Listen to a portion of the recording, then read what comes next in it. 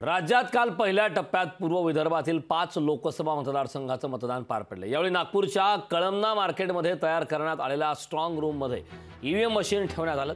तर स्ट्रॉंग रूमच्या परिसरात सीसीटीव्ही आणि कडेकोट सुरक्षा तैनात करण्यात आली। दरम्यान निवडणूक निर्णय अधिकाऱ्यांशी संवाद साधलाय आमचे प्रतिनिधी ज्ञानेश्वर पवार।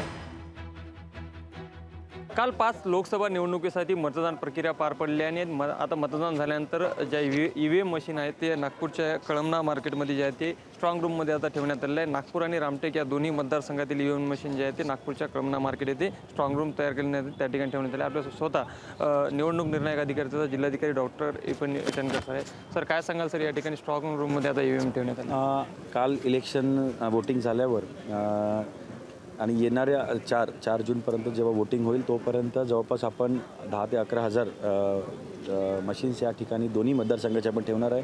यासाठी जवळपास 3 लेअरची सुरक्षा व्यवस्था करण्यात आलेली आहे। सगळ्यात आतमध्ये सेंट्रल आर्म पोलीस फोर्स राहील, त्याच्या बाहेर स्टेट आर्म पोलीस राहील, त्याच्या बाहेर डिस्ट्रिक्ट पोलीस राहील आणि त्याचबरोबर सीसीटीव्ही फायर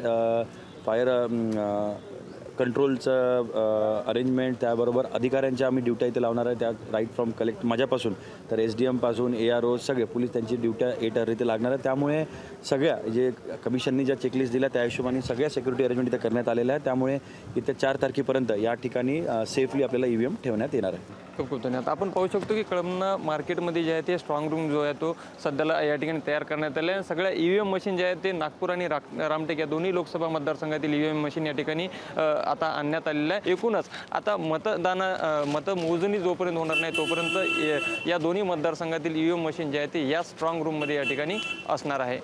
लोकशाही मराठीकरता मी ज्ञानेश्वर पवार, नागपूर। लोकशाही मराठी ऐका, पहा, जागरूक रहा।